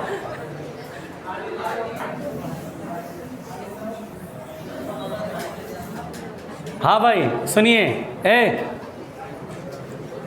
बेटा जरा ध्यान से सुनिए, ध्यान से। अरे इधर इधर इधर चाचा, इधर देखिए। लेकिन सवाल नहीं बनेगा, लेकिन सवाल के लिए एक आपको ट्रिक अपनाना पड़ेगा। जैसे देखो बेटा, अगर मेरे से कहे कि ये बॉडी 50 डिग्री सेल्सियस पर है, रुको रुको रुको, इधर ध्यान दो, इधर इधर चाचा इधर ध्यान दो। अगर बोलेगा 50 डिग्री सेल्सियस पे है और अब टेम्परेचर 49 डिग्री सेल्सियस हो गया 1 सेकेंड में, या 48 डिग्री सेल्सियस हो गया 1 सेकेंड में, तो बताओ अगले 1 सेकेंड में टेम्परेचर कितना होगा। और सराउंडिंग टेम्परेचर मान लो बोला है 30 डिग्री सेल्सियस। रुकना, रुको रुको, ध्यान से सुनो। इस सवाल को अगर तुमने इससे बनाने की चेष्टा करी तो इतना खतरनाक इंटीग्रेशन में फंसोगे कि उसके बाद बोलोगे हे भगवान ऐसी गलती क्या मैंने कर दिया। इतना खतरनाक इंटीग्रेशन में फंसोगे। देखो t इज़ वेरिएबल dt, और ये t का टर्म इधर ला के इंटीग्रेट करना पड़ता है। अब बहुत गंदा इंटीग्रेशन आता है, लॉग वॉग आएगा, रायता फैला लोगे, छोड़ दोगे। इसलिए इसको एक ट्रिक से बनाते बेटा। और ट्रिक क्या है सुनिए। ऐसा सवाल आता है ना नीट के अंदर, अब कैसे बनाते हैं सुनो। देखो सवाल बनाने का ट्रिक क्या है। सवाल बनाने का ट्रिक है initial temperature minus final temperature upon time equal to constant K, equal to constant upon bracket में initial temperature plus final temperature upon 2 minus surrounding temperature. इस फॉर्मूले से सवाल बनाना है। और देखिए मैं बनाकर दिखाता हूँ। देखिए 50 से 48 हुआ, इनिशियल 50, फाइनली 48। यहाँ रखिए। अच्छा, केल्विन बदलने की जरूरत नहीं क्योंकि डिफरेंस सेल्सियस और केल्विन में सेम है। यहाँ भी डिफरेंस है, सेल्सियस केल्विन में सेम है, इसलिए कोई केल्विन का टेंशन नहीं लेगा। इनिशियली 50, यहाँ से यहाँ देखना 48 और टाइम 1 इक्वल टू के। अब आइए यहाँ इनिशियली 50, फाइनली बाई 2। भाई आराम से बेटा। देखिए ये यहाँ तक आया। रुको ध्यान से सुनो। 50 में से 48 जाएगा 2 बराबर के। 50 प्लस 48 कितना? 98 में 2 का डिवाइड 49। 49 में 30 जाएगा 19। के बराबर कितना आ गया? 2 फर्स्ट इक्वेशन मान लो। बोलो सही चल रहा है। अब बेटा यहाँ से यहाँ तक में लगाओ, फिर यही फॉर्मूला यहाँ से है। अब ये इनिशियल मानना और ये फाइनल मानना। चलो initial 48 minus theta upon time कितना लगा? 1। के की वैल्यू 2/19, यही है ना। फिर ब्रैकेट में initial plus final 48 plus theta by 2 minus 30। सही लिख रहा हूँ? चलो अब सॉल्व करते हैं। मुझे थीटा सॉल्व करना बेटा। 48 माइनस थीटा 19 ऊपर कर लेता हूँ, सही है? ठीक है। 2 यहाँ 2 का एलसीएम लेते हैं। 30 प्लस 2 60। 60 में से 48 जाएगा, बताओ कितना बचेगा? 12 माइनस 12 थीटा माइनस 12, क्योंकि 60 माइनस के साथ है। बोलो क्लियर? 2 से 2 खत्म। सही है ना। 19 और 48 फटाफट बताओ कितना आएगा मल्टीप्लाई करने पर?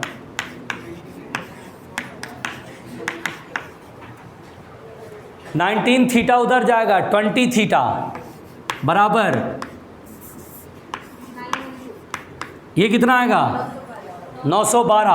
912 में 12 जोड़ेंगे 924। थीटा बराबर 924/20। केवल 2 बार में काटो, 10 का तो देख लेंगे। 2 2 जा 4, सॉरी 2 4 जा 8, ठीक है।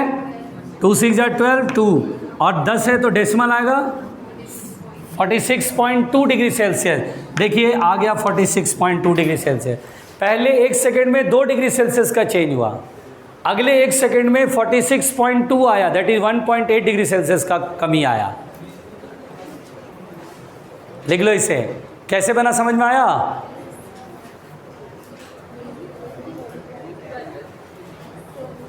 अरे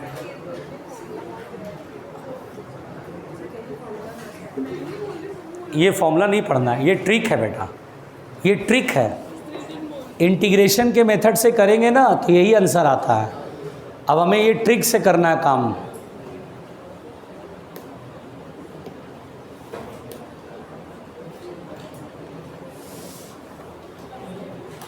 भैया चाचा,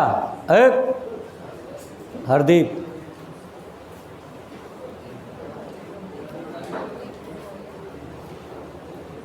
आराम से बेटा।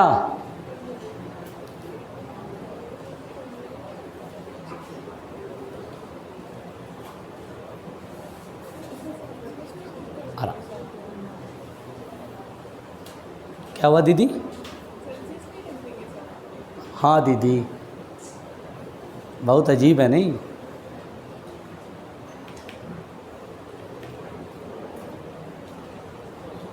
एक क्वेश्चन आप बनाओगे? जरा देना मॉड्यूल।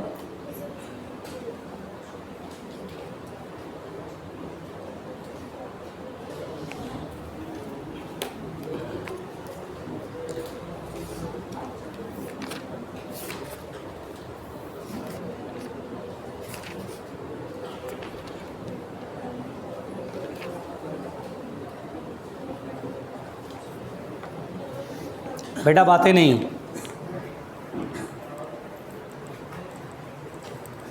लिख लो इसे।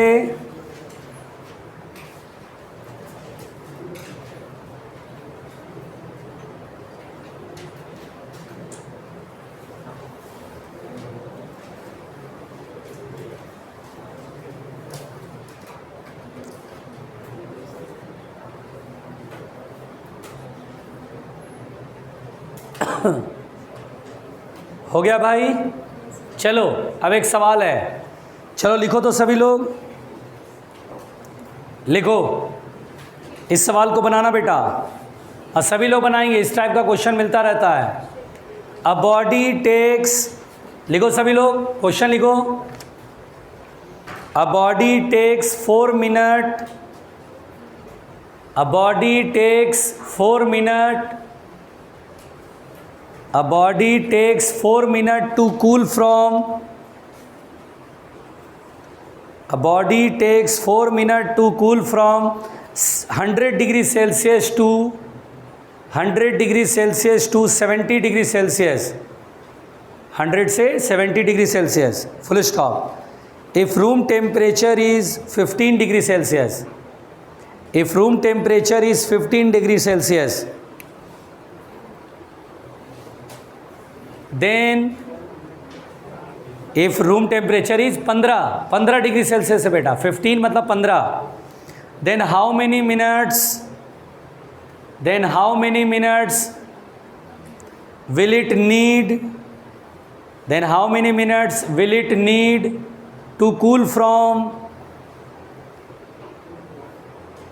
From 70 degree Celsius to 40 degree Celsius, 70 degree Celsius to 40। बनाओ बेटा इस क्वेश्चन को, सभी लोग बनाएंगे, इसी ट्रिक से बनाएंगे जो मैंने फॉर्मूला बताया है।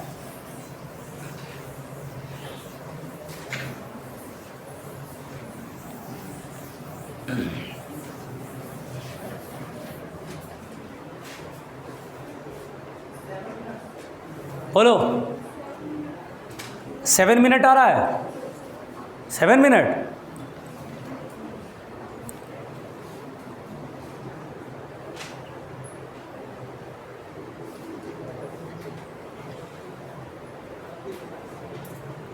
करो ट्राई।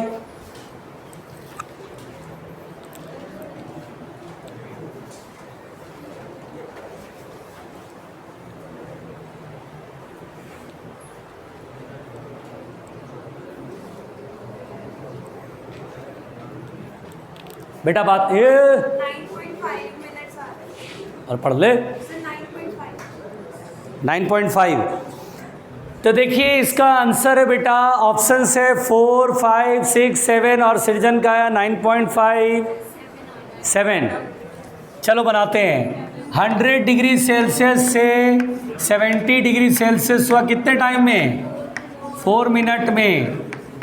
और 70 डिग्री सेल्सियस से 40 डिग्री सेल्सियस होना है ना, 70 से 40 होना है, कितने टाइम में होगा, हाउ मेनी मिनट्स। और सराउंडिंग टेम्परेचर कितना दिया बेटा? 15। बस फॉर्मूला क्या पढ़ाया, इस फॉर्मूले को मैं लिख रहा हूँ, बार बार नहीं लिखूंगा, एक बार और लिख दे रहा हूँ। T initial minus T final upon time, change in temperature upon time के, फिर क्या लिखेंगे, initial plus final by 2 minus surrounding temperature, इसी में बार बार रखना है। चलिए इनिशियल 100 फाइनल 70, 100 माइनस 70 30 आ जाएगा क्या? और टाइम को मिनट में रखो, क्योंकि आंसर भी मिनट में ही देना है के। चलिए 100 प्लस 70 कितना होगा? 170 बाई 2 माइनस 15। अच्छा बेटा 30/4 क्या 15/2 होगा के? अच्छा यहाँ 2 का एलसीएम ले लो, 170 में 30 जाएगा, कितना होगा? 2 से 2 कैंसिल, के बराबर कितना होगा? 15/140। सही चल रहा है? चलो अब फिर लिखो, 70 से 40 है, डिफरेंस कितने का है? 30 अपॉन टी निकालना है। के की वैल्यू कितना है बेटा, इधर ध्यान दो, 15/140 और initial plus final 70 plus 40 110/2 minus 15। बेटा बात नहीं करो। अच्छा ये तो सबसे पहले 55 हो जाएगा, 55 में से 15 जाएगा, कितना होगा? 40। 30/t बराबर 15/140 और इंटू 40। अब काटा पीटी शुरू, 0 0 कट गया। अच्छा अगर तुम ध्यान दो बेटा, 7 2 जा 14 और 2 2 जा 4 और 15 और 2 30, तो t बराबर हो गया 7 मिनट। नहीं आया? आसान था, आप लोग पता नहीं क्या कर रहे हैं भाई। चलो अगला सवाल बनाते हैं। तुमको समझ में आया सिरजन? सर 220 बस कैलकुलेशन। अच्छा कैलकुलेशन में से कोई नहीं बेटा, लेकिन मतलब बन जाएगा क्वेश्चन। अच्छा चलिए बनाते हैं अगला सवाल।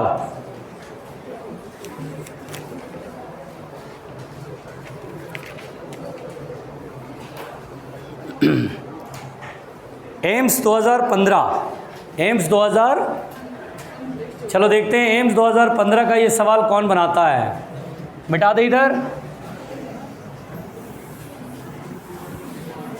एम्स 2015 चलो देखते हैं कौन बनाता है। एम्स 2015 क्वेश्चन क्या है बेटा, मैं पढ़ रहा हूँ। 90 डिग्री सेल्सियस से 70 डिग्री सेल्सियस हुआ 10 मिनट में। एक बॉडी 90 से 70 डिग्री सेल्सियस हुआ 10 मिनट में। 10 मिनट में वो 90 से 70 पर आ गया। सुनना ध्यान से। बोलता है कि कमरे का टेम्परेचर 20 डिग्री सेल्सियस है, तो बताओ 60 डिग्री सेल्सियस से 30 डिग्री सेल्सियस आने में कितना टाइम लगेगा। Newton's law of cooling is valid लिखा हुआ। Newton's law of cooling is valid मतलब वो ट्रिक लगेगा बेटा। अब जल्दी से बनाओ। एम्स 2015 का ये सवाल है प्लीज़।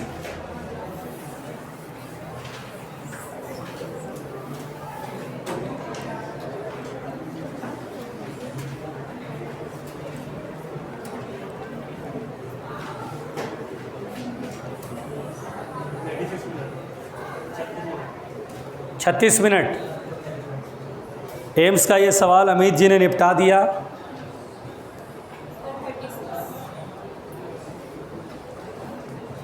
थर्टी सिक्स आ गया। तुम लोगों से नहीं बना, जल्दी बनाओ।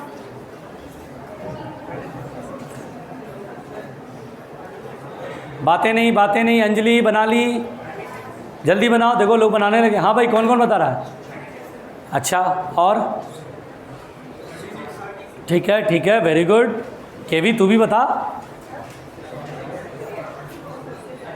वेरी गुड, अरे वाह वेरी गुड। और कोई है? प्रिंसी बना ली, वेरी गुड। इसका आंसर बेटा 36 मिनट है। और ये बहुत बना के दिखाऊं या ठीक है? अरे बना के दिखाऊं या बना लोगे?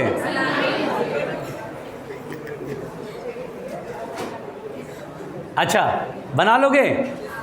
कितने लोगों ने नहीं बनाया भाई? अच्छा छोड़ो हटा। कितने लोग बना लिया? Raise your hand.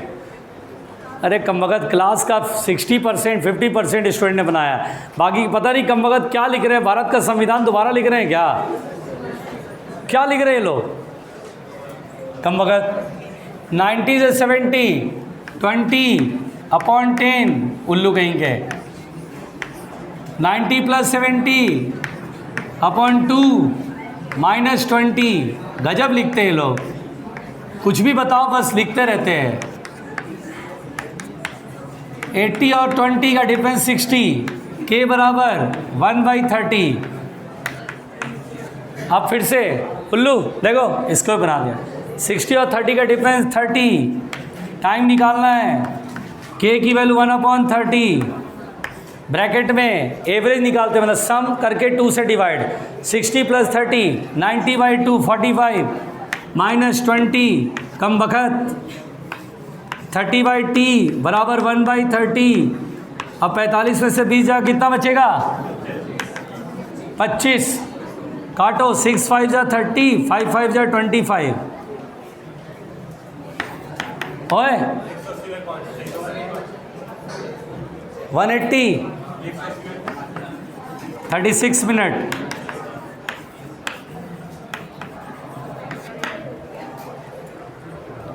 बोलो क्लियर? बस आज लेते हैं। अच्छा सब लोग कल क्वेश्चन बना के लाएंगे। कल मैं 2 चीज़ें पढ़ा दूंगा, वीन्स और सोलर कांस्टेंट और कंप्लीट। कल क्वेश्चन बना कर लाना बेटा। परसों से SHA में स्टार्ट होगा।